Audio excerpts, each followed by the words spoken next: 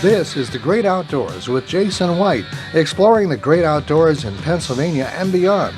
Brought to you by the Mariana Outdoorsmen Association and by Wild Acres Farm, Fishery, and Regulated Hunting Grounds. Now, The Great Outdoors with Jason White.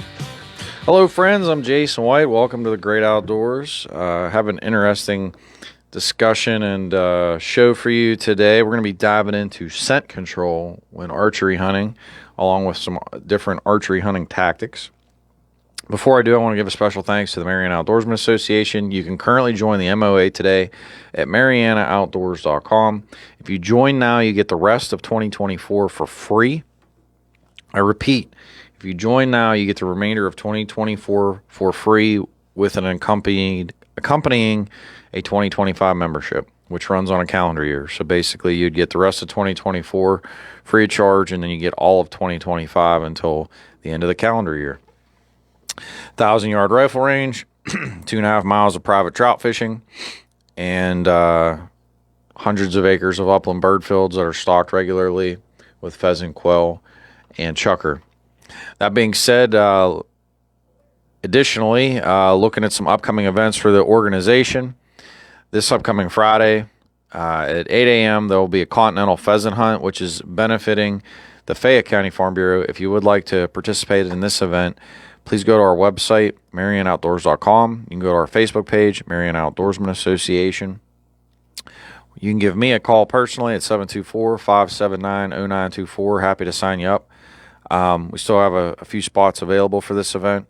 It's going to be a good time. Really happy about it because we've done a lot of amenity upgrades this year at Wild Acres Farm. So looking forward to hosting everybody and highlighting the collaborations between agriculture and the great outdoors. This Saturday at 4 p.m., the doors will open at 19 North Event Venue located in Washington, Pennsylvania. Basically, it's about a half a block from the county courthouse for those that haven't been there. Midway between the courthouse and President's Pub. Those are kind of the two landmarks on the actual avenue, or actually on the street of 19 North. So happy to have you. There are parking lots surrounding the facility. Street parking's free at that time. So please, if you do not have a ticket yet, again, marianaoutdoors.com, Mariana Outdoorsmen Association at Facebook. And you can always, like I said, give me a call, 724-579-0924. Looking ahead, we have our second trout stocking of the year. For our first stocking, we stocked Daniel's Run. Daniel's Run's a cold water stream. So our first stocking was heavy, excuse me, Daniel's Run. And then 10 Mile Creek, we did a very extremely light stocking. Looking to ramp that up this upcoming stocking. I wish the water levels were better. It kind of is what it is. We have a trout tournament Friday, October the 25th, hosted by the Appalachian Pipeliners Association. If you want any information particularly about that event, it's on their website and Facebook pages, LinkedIn, so on and so forth. Again, Appalachian Pipeliners Association, if you want information on that private event. That is Friday, October the 25th. Then Friday, November the 15th, we'll be doing our third stocking of the season. 3 p.m. All of our stockings are pretty standard. Same locations, same times. We'd like to do them at they call it the Pump Station Access, but it's 1997 Maury Road, Clarksville, PA 15322, and that will also be at 3 o'clock. And then just kind of looking ahead, Sunday, December the 15th, we're going to have a one-day fly fishing tournament amongst the members of the MOA. Something kind of fun for us to do, one-day kind of thing after hunting season, because fishing becomes, in the spotlight for the remainder. And then in the spring, we have a 3-day. It's actually going to be Friday, Saturday, and into Sunday fishing tournament hosted at the MOA. It's the second annual PA Trout Classic. I want to dive in today. Archery season's open now in Pennsylvania. And there's one thing in particular I haven't talked a whole lot about that I think I wanted to take this show to really nail down into, dive into, kind of break apart, and that is scent control. For those that do not know, a deer's nose is one of its biggest defense mechanisms. That, its hearing, its vision, and then ultimately those things allow it with its really good speed to put distance between, any potential threats. Well, I want to dive into specifically the scent today because I think it's a critical piece of the puzzle in your hunting toolbox. Specifically, archery hunting itself, that is a critical piece of the puzzle because you're very close, typically within 50 yards. And a deer has an amazing nose, can smell things. I don't know exactly, but I'm assuming hundreds or thousand times better than people. So some tips, tricks, things that I do that I think are very helpful and that work very well is number one, if you have a clothesline at your house and or a clothes rack, go to Walmart, you can buy, or a store, you can buy a cheap clothes rack for $30. But it's very imperative that during hunting season itself, your clothes, I would never leave them in your house. Why I say that, you want, when you're hunting, you want to be as close to natural as humanly possible. But before I jump to your clothes being outside, let's talk about washing your clothes. So whether your clothes come out of your tote, storage bags, let's say you're going to the store and you're buying clothing, etc., doesn't really matter. There's a lot of chances in your house that there are different scents, whether that's pets, perfumes, colognes, so on as candles, scented candles, so on and so forth. It's super critical that you wash your clothes in scent-free detergents. A lot of the hunting stores have these things. You can buy them online. There's a lot of great products that are out there. I would highly recommend doing a wash cycle with some probably towels or some other types of clothing first. So your second batch of clothes then would be your hunting clothes. Same thing for your dryer. There's dryer sheets that you can get that are scent-free specifically for hunting. Again, I would do a load of something, whether that's socks, underwear, towels. Do a load in the washer and the dryer with the scent-free material. Then you can do your hunting clothes. After you do them, I would immediately put them outside, and I would leave them there, if possible, for the duration of hunting season. Now, what I like to do is I at my place, I actually have a porch, and then I have clothes racks. Everything you have, and I'm talking down to your socks and your underwear. Now, you might say, well, why is that? Trust me, if you have scented socks, scented underwear, doesn't really matter from the colognes and perfumes of your laundry detergent. A deer has the potential to wind you, smell you, and it's going to ruin your hunt. You get a doe that starts blowing really loud, she's going to spook and scare everything in the woods, and your hunt's going to be toast. Trust me, I know from personal experience. So your boots, your socks, underwear, all your jackets, your hats, I would highly recommend that you have this stuff hanging somewhere that's not going to get wet, but on a porch, a covered space. Hypothetically, let's say you don't have a totally covered space. If you don't have a totally covered space, here I'm going to give you some other tips and tricks as to what you can incorporate or utilize. So, if you're at a place where you have access to leaves off of trees, and the leaves are adequately dried up and not moist, what you can do, rake some up, put them into a unscented trash bag. I would have the trash bag sitting outside for days. You do not want a scented trash bag. You want a unscented trash bag, just a plastic garbage bag with no scent chemicals. Let that thing sit outside a few days. Then what you do, fill that bag with leaves. And again, I repeat, this is a scenario that if you do not have a space outside that you could adequately hang your clothes to where they're not going to get wet. So this is just a little trick that I have for you. Basically, put the leaves in the bag, close the bag. Do not knot it. Close it as tight as you can. Let those leaves sit in there a few days. If you have a basement area, again, this needs to be in a space where it could be dry. After a few days of sitting like this, you can put your clothes and incorporate your clothes into this bag.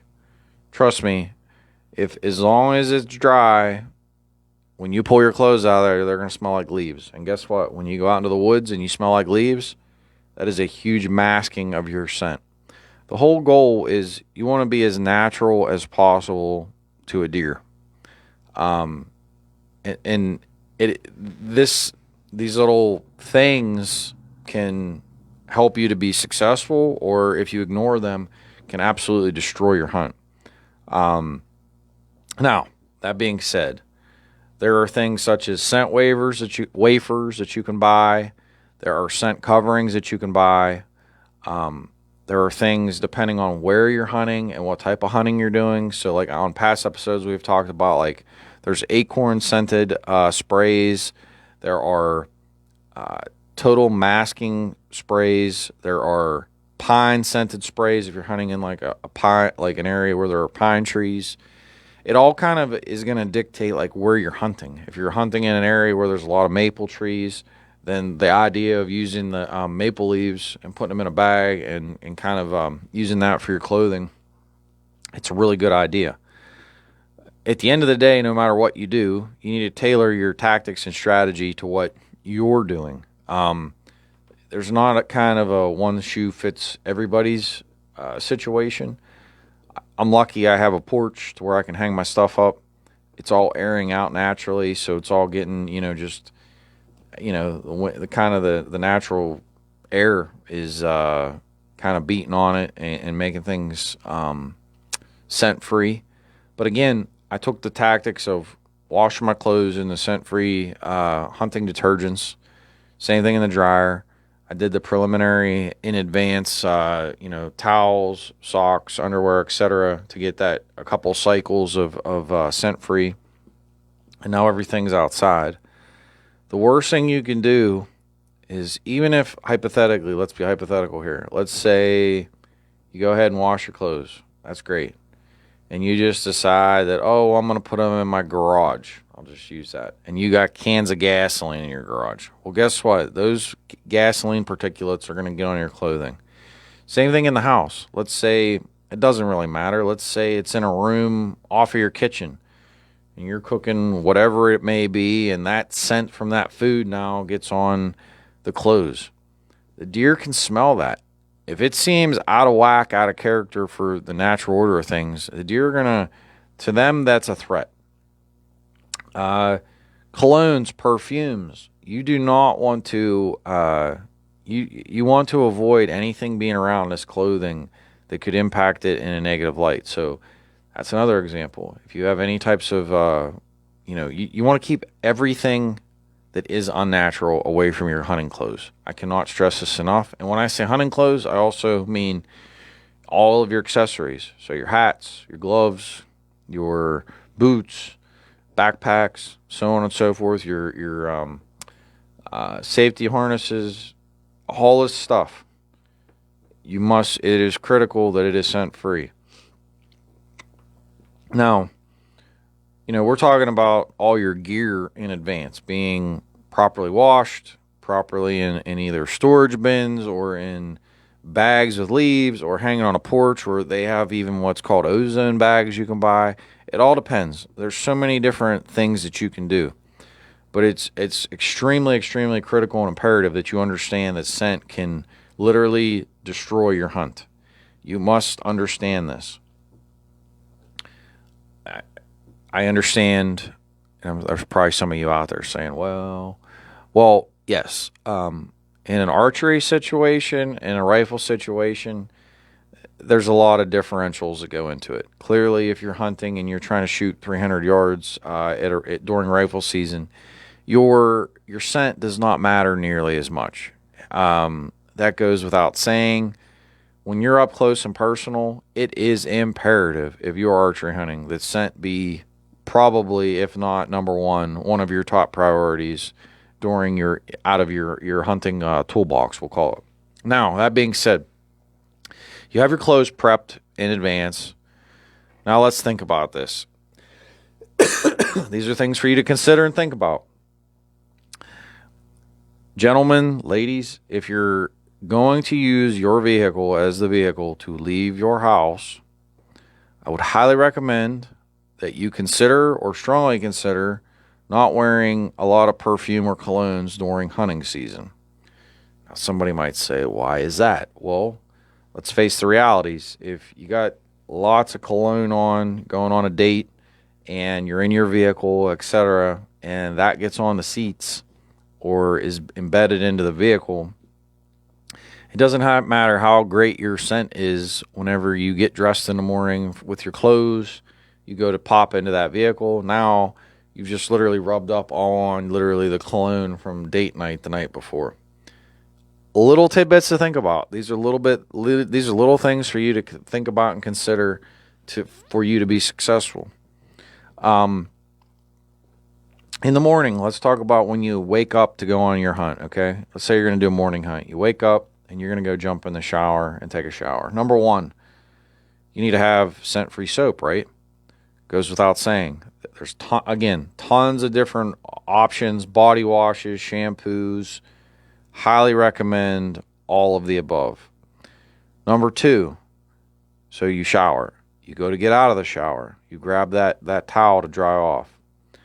Your wash rag and your towel, you want to make sure that in advance that those were washed in scent-free detergent.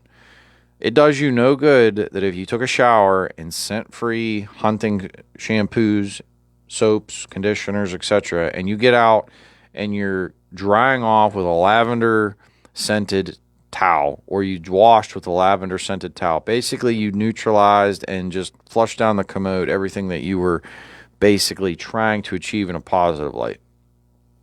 So very, very critical that you think about the fact that the towels that you're using to wash and dry with should be scent-free, and that should be something that's, again, addressed in advance. You get out, you're dried off. What do you do next? You need to have, there's different types of deodorants, there's different types of body sprays that you can use that are scent-free. Antiperspirants. I highly recommend these different types of strategies also, because you can't put scented deodorant on. Again, another thing that just is a negative that will cancel out all the positives that you're doing with your scent control. There's another one. You go to brush your teeth. I highly recommend there are hunting toothpastes.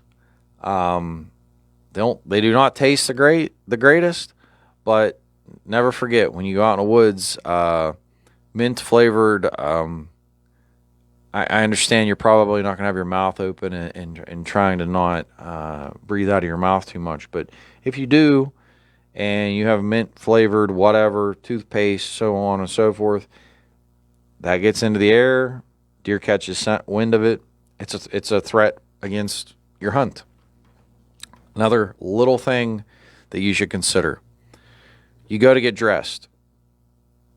I highly recommend wherever you're going to get dressed at, it needs to be in a scent-free location, whether that's on a porch, whether that's in a room that you have set up like that's scent-free in some capacities.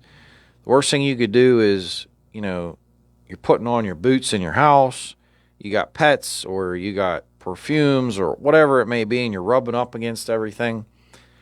Basically, everything you just did was a waste, because now you're just rubbing up on everything else, and it just is a bad situation. I recommend in your vehicle taking some scent-free sprays. They sell these scent blocker, I know, isn't it? Just an example.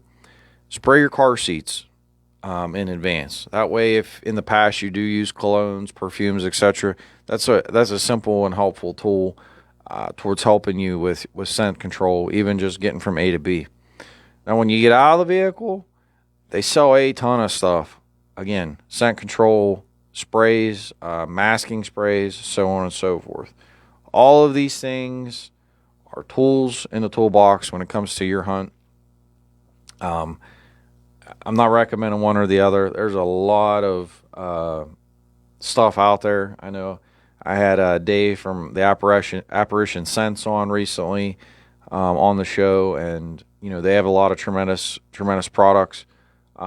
Certainly check them out. Local business located in southwestern Pennsylvania, but all this stuff is extremely, extremely, extremely critical.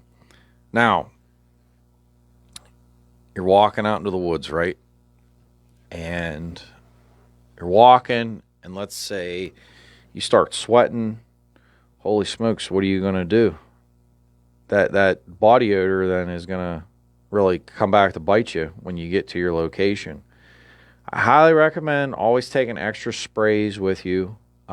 This is why I recommend those body deodorants. Do that really heavy. Anywhere that you perspire, I recommend a little bit of an excessive usage because you want to help prevent, if you're somebody that sweats heavily.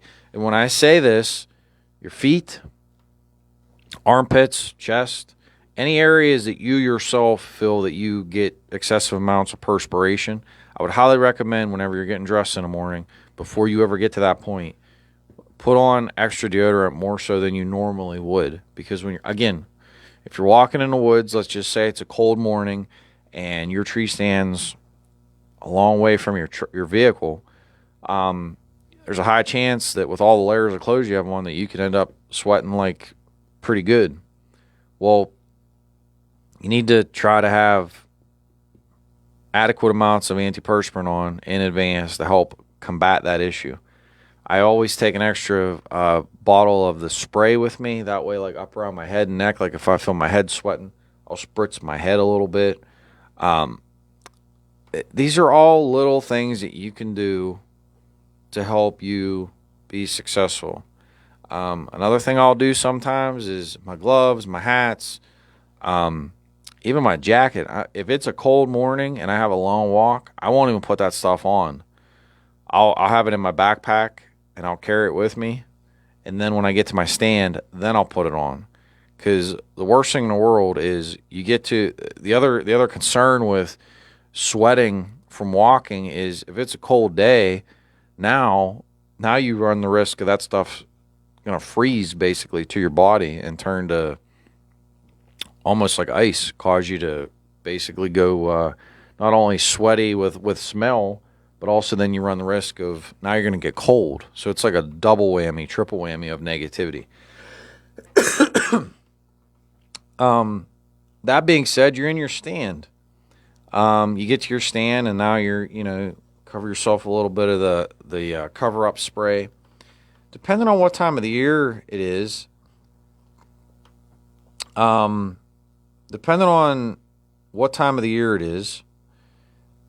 got to consider and look at scenarios that would include masking scents, cover scents, and also attractants. So again, I had Dave from Apparition Sense on, and we were talking about all these different cover scents. There's a lot of cover scents that exist out there depending on where you're hunting. If you're in a with around acorns and an oak grove, highly recommend some type of an oak cover spray, especially this time of year. Oak trees are terrific sources of food for white-tailed deer. I can tell you, I was on a hunt the other morning, and the deer were grazing like crazy underneath the oak trees looking for acorns.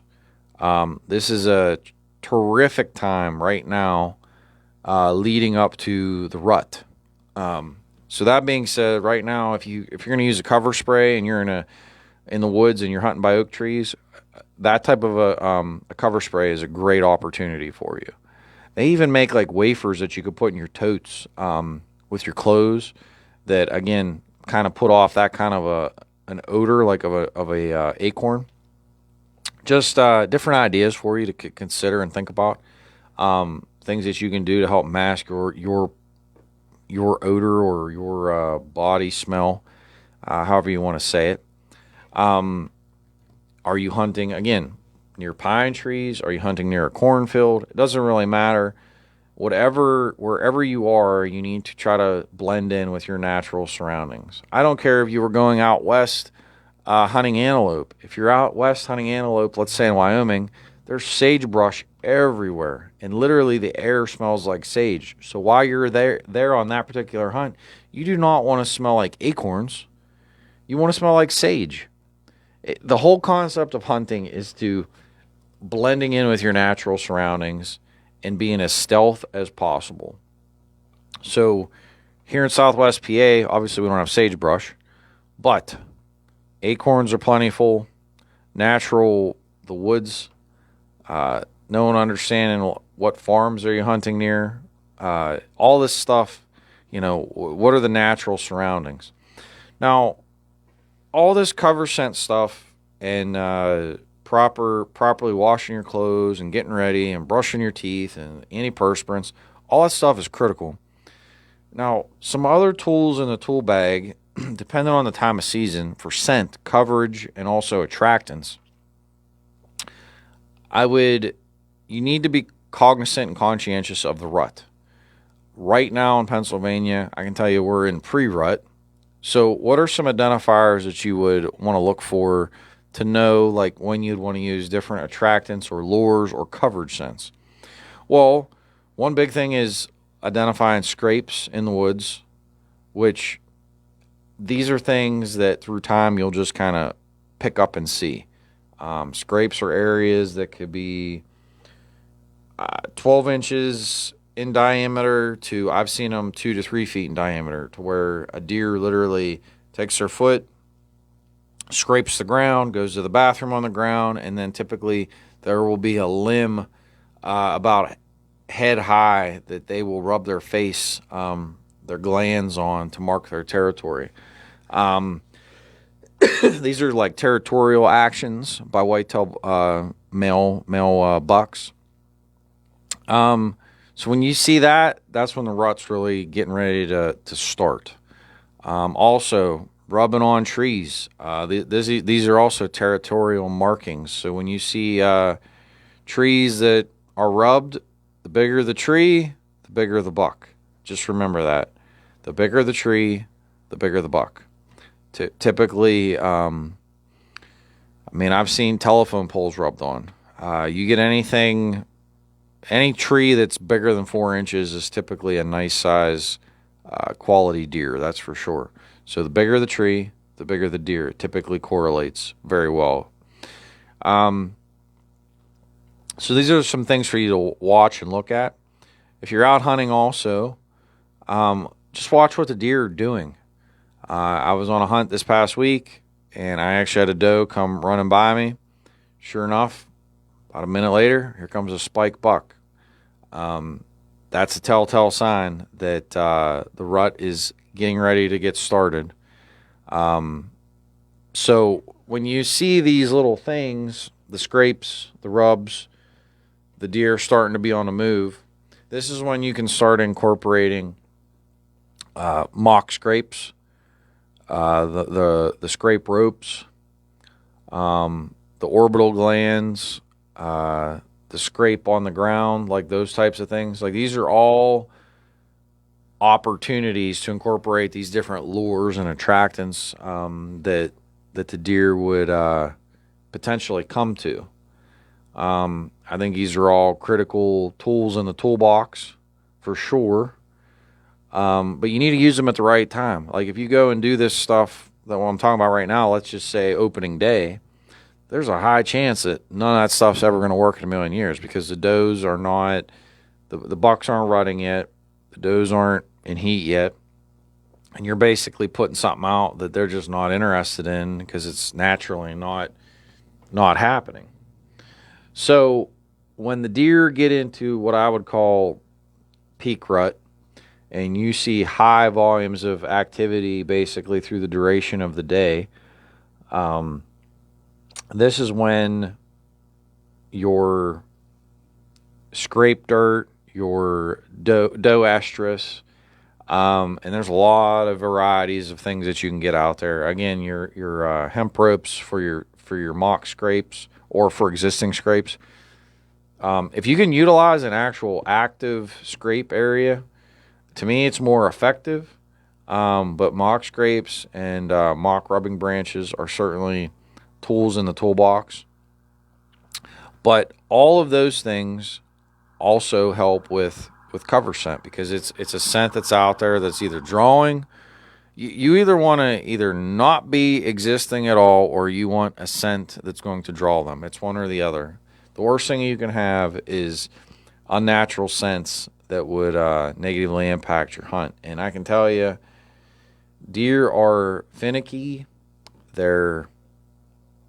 They rather put some distance between them and a potential threat, as opposed to just standing around waiting for that threat to come up and get them. So you don't want to be in the woods. And I'm sure if anybody's listening, if you've hunted and heard a doe make the big snort or the blow, that's the worst sound you can hear when you're in the woods, because when that happens, basically all the deer are now on alert and you've been winded. And when that happens, the odds of the hunt being a success are pretty slim. Now, when you're talking about proper scent, we'll just say masking scent in advance. When we're talking about these different smells, lures, attractants, utilize at the appropriate times and the appropriate techniques. But also something I think is very critical is sound. If you're up in a tree stand and you want to be moving around, or if you're just kind of like looking back and forth, it is imperatively critical that you are slow with that process. You cannot be fidgeting and moving around, and like no matter what you do when you're in a tree stand, a hunting blind, it does not matter. You should do it extremely slowly. When you turn your head, take your time, move your eyes. If your head is to the left, move your eyes to the right before you rotate your head. Sounds silly. I know, sounds completely silly, but it's not silly. Trust me. You go and just abruptly turn your head all at once, and there's a doe that's already looking your direction. And then, she just saw something move. Now she's going to just stare at you. Next thing you know, the foot's pounding on the ground. She's trying to like exert her dominance and to like get other deer to look in that direction. Trust me, slow movements, slow actions. There's no rush. You need to move your eyes before you move your head. And that would include, say you see a deer and you're going to go grab your bow. You need to know what's around you. Be cognizant, hey, here's a big buck looking right at me, but oh my goodness, there's a doe 10 yards to my right. I go to grab my bow and she sees you. You're totally dead in the water before you ever even had the opportunity to draw back or to put your crosshairs from your crossbow on that buck. Again, little basic things to think about. The deer have really good eyesight. I think it's not nearly as good eyesight when sun's down, but guess what? You're hunting during the daylight. Deer have fantastic noses, amazing ears, and their eyesight is fantastic as well. So it's very critical that you have to be able to overcome those three factors. You want clothing. Your clothing you don't want stuff that's like going to make a lot of noise. I know I've had clothing in the past that was like extremely, in my opinion, scratchy, made a lot of noise, stuff that would almost like sound like Velcro. You want to avoid all that kind of stuff as best you can. So whatever type of hunting clothing you have, you want stuff that's really soft. You want to be up in a tree, and if you move, you shouldn't hear anything. And if you do have clothing that isn't particularly the quietest, it is imperative that you take more time to move or to look around or whatever it is that you have to do. You do not want to be in a situation to where you're making noise in a tree stand. You're just drawing attention to yourself from not only the deer, but if other wildlife pick you up also, they start making noise or radaring out trust me, the whole ecosystem in the woods, they're kind of connected. So you scare something, there's a high chance it could end up busting your hunt. That being said, when you're in your tree stand this hunting season, what is the first thing you do when you get into your tree stand? You put on your safety harness. Safety is number one. Please, please, please, everybody, make sure you have your safety harness on. I know some of you might be at lower heights. Some of you are 30 plus feet high. It is critically imperative that you put your safety harness on. Please, not only for yourself, but for your family and loved ones, make sure that you have that safety vest, safety harness, all on and properly connected to the tree. You do not want to be in a situation where you fall asleep in your tree stand and you fall out, and next thing you know, you're bouncing off the ground. That is a nightmare scenario that you do not want to deal with. So please do yourself a favor and make sure that the first thing you do when you get into your tree stand is have that safety harness on and properly secured. That being said, when I'm talking about noise, sound, you need to make sure that you have all your stuff when you bring up your hunting bag, your bow, your arrows. Make sure everything's properly secure. Make sure your bow is properly hanging on the hook. Make sure the arrows, whether they're hooked to your bow or if you have them separate, make sure that's hooked separately. Make sure that where your hunting bag's at. The worst thing you can do is something just fall out of your bag. I've had this happen. This is why I'm conveying these stories. You don't want stuff falling down, clanking off the metal tree stand, and then falling down into the woods. That is like, you do not want that to happen. I've had it happen. So make sure, say you have your cell phone in your pocket. I've had this happen. Like, make sure your pockets are zipped. Make sure your pockets are closed. Or don't have your keys in your pocket where your keys can fall out of your pocket, banging off the tree stand, fall down on the ground. Put them in your backpack, zipper it shut. Make sure the bags are zippered closed before you get into the tree stand. Stuff falling out and just banging and clanking, that is like hunt ruination that you do not want to deal with. So you don't want your hunt to be ruined. You want to have a good time. You want to have a great experience. But if you do not, little things like that are a nightmare for a hunter. So let's think about everything that we've talked about today. We've talked about preliminarily washing your clothes, your towels, wash rags, underwear, socks in advance. Critical piece of the puzzle. Brushing your teeth. Having your clothes hanging outside or in a scent-free container, ozone bag, doesn't really matter. Properly showering or bathing in advance with scent-free soaps. Drying with scent-free towels. Getting dressed in locations that do not have scent. Making sure your vehicle has been properly sprayed so you don't have colognes, perfumes, etc. from point A to point B. Making sure that you're not sweating and freezing and putting off body odor going out into the woods. Having your sprays, masking sprays, and even attractants with you. Making sure you have everything that you need. Properly getting into the tree stand. Properly securing your safety harness. Bringing up all your materials. Making sure everything is where it should be, where it needs to be, where you can safely get to everything. Making sure all your pockets are zipped shut. Making sure everything's where you need it to be. These are all just little dinky things that might get overlooked, but are critically imperative towards the success of your hunt.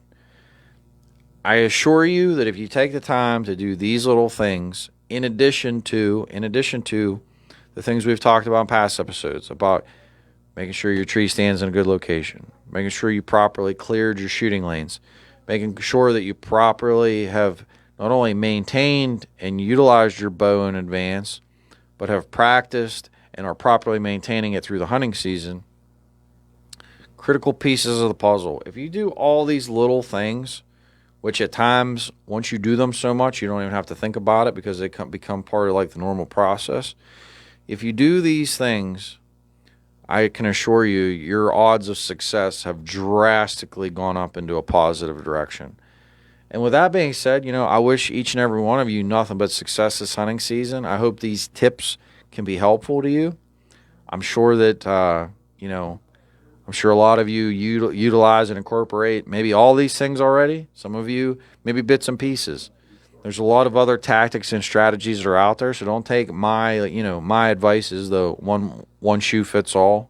There are a lot of other ways for scent control, lures, attractants, methods and methodologies.